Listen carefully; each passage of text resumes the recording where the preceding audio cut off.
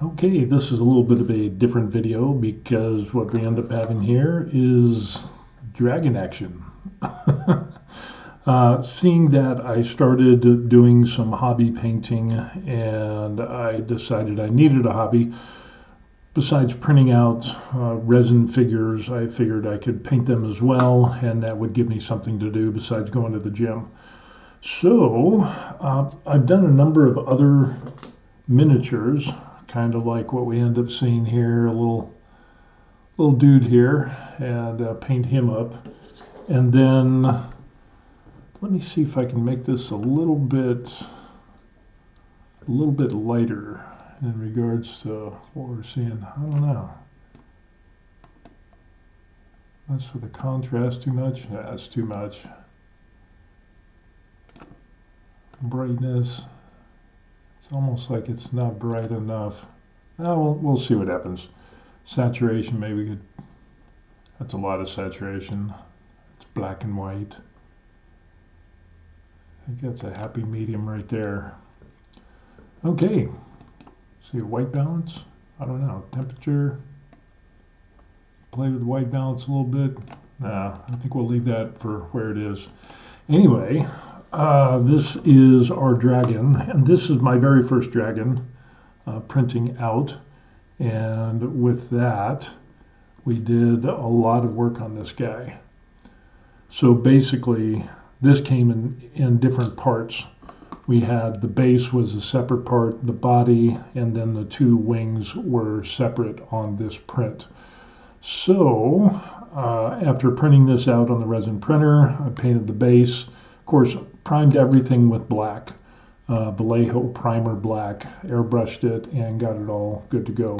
And then after that, what I ended up doing, as you can see a little bit of that right on the wings towards these tips here, is I used the purple from Army War Paints. So this is the alien purple, painted the whole thing in there, and just kind of followed some different examples that I saw on Facebook and YouTube. And then what I ended up doing is using Dragon Red.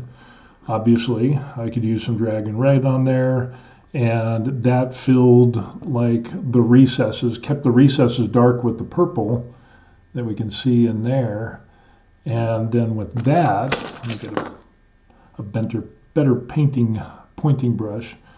And so it left the recesses of the purple and the dark, and it really kind of popped out. So that was kind of cool. And then what we ended up doing is using pure red and kind of highlighted it a little bit. And then we took this barbarian flesh and mixed it with the pure red for kind of even lighter color, kind of like what we did there. And what I did was go over like the spikes and everything, the scales, as you can see on the scales, we've got the purple kind of up in here, and then it kind of blends in there. But around here, you can see that what I ended up doing is that it was black, and then it was purple, and then we used some of those darker shades of red, and then lighter shades. And then at the very tips use that mixed coloring like we saw there with the barbarian flesh and that pure red. So kind of did a graduated blending on that to try to highlight a little bit of volume. I think you can see that there. So we've got the purple peeking through, and then it kind of blends in. So that creates some volume. And then of course I used some skeleton bone for the these little talons or claws that we end up seeing here. And then on the underside I used that skeleton bone on the claws down here, which turned out good. And then on the body, again, kind of used a skeleton bone. Actually, it was a little bit of a darker color, and put in a little bit of a desert yellow in there as well. Mixed in that and did the body, and then highlighted. You can see a little bit of highlight action with the skeleton bone, and a little bit lighter on those high points. with that, ended up doing a mix of, I think it was skeleton bone, a little bit of the desert yellow, and I came up with a color that was kind of a mustard color and mixed that in there. And then once that came in, it was like, okay, well, it needs to be a little worn. So what I ended up doing with that was taking a wash, and I used like a flesh wash here or a soft tone wash, and I kind of experimented, and I liked the little worn areas where the wash kind of filled in the creases and gave it some more volume and gave it some more depth to that, as if there were some stretch marks there, and for this dragon. So yeah, I think it turned out really well, and you can kind of see with the kind of doing this in a weird, because everything is, the camera's sitting at a weird place, and I'm trying to figure out how. Okay, there we go. Yeah, it's just kind of weird. So again, with the scales, we can see the little bit of purple in the recesses here, and then the darker red, and then the lighter red, and then at the very tips, what we end up seeing is some pretty good. Actually, it shows up a lot better there. So you can see the tips and how it gets progressively lighter all the way to the tips, and I think that worked out really well. And with the purple ended up, I did kind of like a dry brushing on this, and then highlighted with the pure red and some of the dragon red to create some volume there. And again, then used a wash like on this body to kind of get into the recesses to show some definition in that area there, all along this body and the individual scales. And then I ended up taking a little bit of a lighter color to just kind of like gently go over that spine and get a little bit of highlights. I didn't want to go through and do every single scale because I wasn't that bored. But what you can end up seeing is that you can see that little line of highlight right across that high point there. And I think that brought in some good shading and good coloring. And then of course on the face itself, if I can get this pointed in a good direction, kind of like the horns, ended up using the skeleton bone on the horn here and the horns on the head, and then used a soft wash to kind of give it, to get into the recesses to show a little bit of, I wonder if this thing will focus. Just such a problem. It's got automatic focus on there. But anyway, it ends up that it gave a little bit of depth, and you could, on closer inspection, you can see like the individual scales, and the wash was able to get into the recesses and kind of give a similar look as what we end up seeing here. And again, we use the skeleton bone on these talons, I guess you could say, and put that on there. The tongue, what I ended up using was actually a glistening blood. So I wanted to try to have it a little bit lighter, and maybe I'll go back, but I think the glistening blood works well on the tongue. And then I threw in some white for the teeth and the eyeballs, which is really, really hard. And I think what I'm going to end up doing is just putting a real light wash on the teeth, because that's just overly white and it just draws too much attention. So I want to mute that down a little bit. Just really seems like it's like, hello. So yeah, I think this, and then for the base, what I ended up doing was a number of colors. I used like, what was it?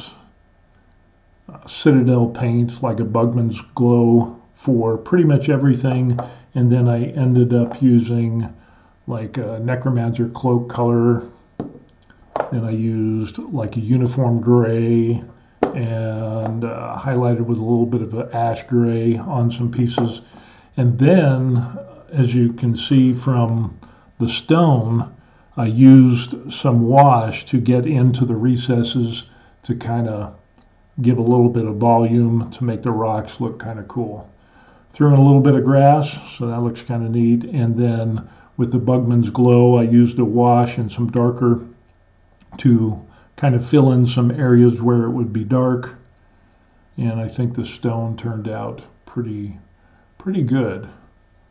So overall, for my very first dragon, I think that turned out pretty good. And yeah, I'm pretty happy with it. Especially, and then for the wings back here, the one thing I was concerned about was, and again, trying to get this in the center of the screen, is because the camera's facing one way, and okay, we'll just settle with that there. Pretty much it was pretty much just the purple, and I realized that I needed a little bit of shading in here, kind of like what I did with the spikes at the end and highlighting those, going from a darker red to a lighter red to the very tips, which is pretty bright, and do the same thing with the wings. So we got a little bit of shading in there. It could be better.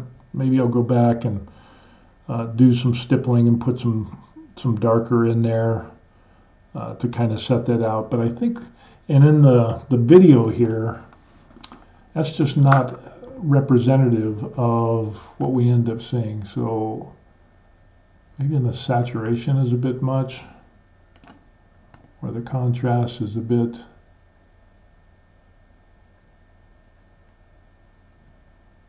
but that's way oversaturated. But what we can end up seeing is more, is definitely in person. You get, it's not as bright as what you see on the screen. So it's kind of a muted color, but it's still white. And then we still got the darker areas that kind of added some volume to that. Yeah, so that's the dragon, and it ends up, I think it turned out pretty good, especially for being my very first dragon. And like I said, I just only recently started painting miniatures, and this is my very first one.